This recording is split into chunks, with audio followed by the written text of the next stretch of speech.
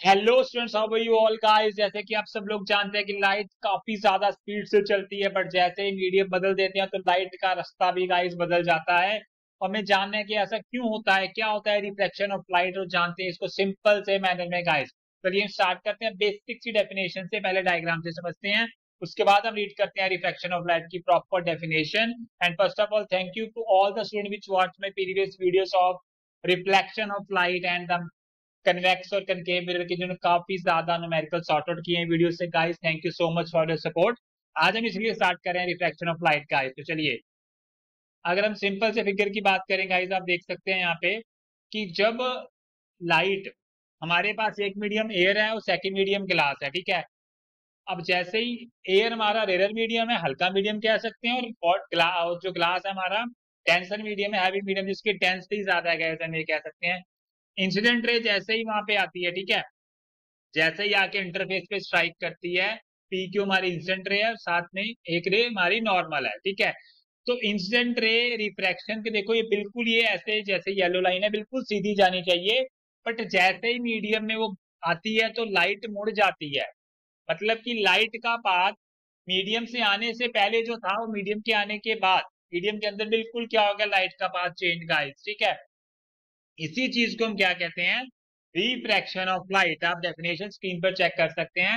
Change in the direction of propagation of ray of light, ठीक है, उसे हम क्या कहते हैं, रिफ्रैक्शन ऑफ लाइट। अब हमारा कंसेप्ट है, देखिए, जो फर्स्ट मीडियम रेयर एयर है, फिर ग्लास है, डेंसर, उसके बाद लाइट जब आगे जाएगी तब हम देखते हैं उसका पाथ क्या होगा। अब सबसे इंपॉर्टेंट बात कि एंगल ऑफ इंसिडेंस और एंगल ऑफ रिफ्लेक्शन के बारे में हमने प्रॉपरली समझना है, ठीक है। अब रेयर टू डेंसर हम देख रहे हैं कि लाइट जिस साइड पे नॉर्मल है उस साइड पे बेंड कर रही है गाइस, इज इट क्लियर। अब चलते हैं, अब डेंसर टू रेयर जाएगी, देखना। अब आप देख सकते हैं कि लाइट का path, light will bend away from normal.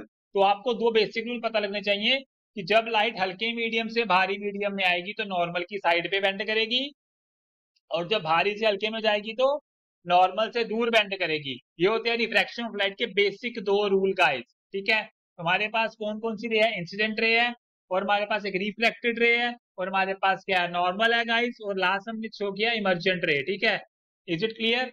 तो बातें माइंड में क्या रखनी है, rare to denser towards the normal, denser to rare light bend करेगी away from normal guys. Is it clear guys.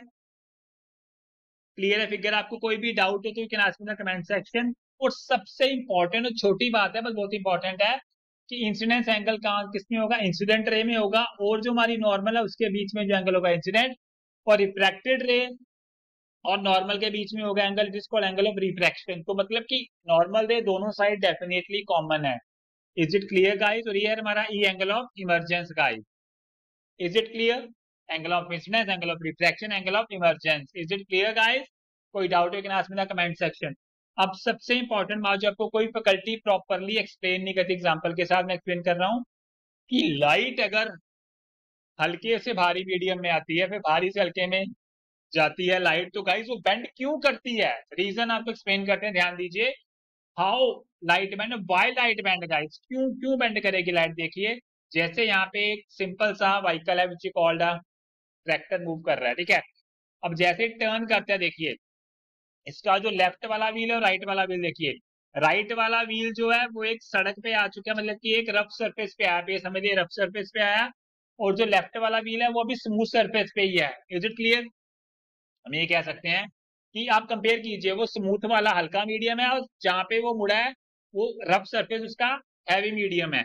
तो आर वाला जो राइट वाला व्हील है उसकी स्पीड लेस है, और ध्यान दीजिए लेफ्ट वाले व्हील की स्पीड ज्यादा है। अब क्या होगा, जब मतलब कि व्हीकल का एक चक्का, एक पहिया स्मूथ सरफेस पे है, और दूसरा जो पहिया है वो मुड़ने पे रफ सरफेस पे है, तब क्या होगा, अब इसे मुड़ना पड़ेगा। Is it clear. अब इसे मुड़ना पड़ा, रीजन क्या हुआ कि दोनों टायर की स्पीड अलग अलग होगी।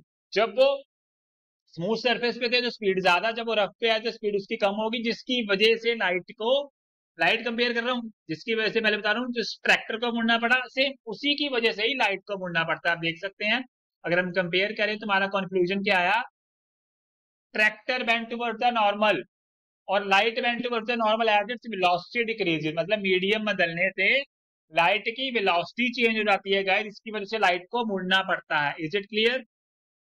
ओके। और light bend towards the normal अगर उसकी एज इट्स वेलोसिटी डिक्रीजेस, क्योंकि रेयर मीडियम में वेलोसिटी लाइट की ज्यादा थी और डेंसर मीडियम में लाइट की वेलोसिटी क्या होगी, कम, इसकी वजह से उसके मुड़ना पड़ा। Is it clear guys? अब देखिए अगर लाइट अब ये अगर ये ट्रैक्टर बिल्कुल सीधा आ रहा है, अब ये दोनों पहिए रेयर मीडियम में यानी कि स्मूथ सरफेस पे प्रॉपर है, और जो रफ सरफेस उससे भी दोनों जो राइट और लेफ्ट व्हील हैं डेफिनेटली प्रॉपर स्मूथ सरफेस से भी इकट्ठे हैं, तो मतलब कि स्पीड सेम है। अगर स्पीड सेम होगी दोनों पहियों की तो डेफिनेटली लाइट नहीं मुड़ेगी। यहां मैं कंपेयर करूं कि हमारा जो ट्रैक्टर है वो सीधा निकल गया, इससे क्या इंडिकेशन हो रहा है गाइस, आप ध्यान से देखिए। Rare to denser towards normal bend करेगी, मैंने पहले बताया, डेंसर टू रेयर बेंड करेगी away from normal. Is it clear? और ये जो सीधी निकल गई है मतलब कि अगर लाइट सीधी जाएगी मतलब आई जीरो तो आर भी जीरो, नो डेविएशन। हम पढ़ते हैं कि रिफ्लेक्शन के केस में आई और आर बराबर होते हैं, रिफ्रैक्शन में नहीं होते, बट इस केस में होते हैं नो डेविएशन।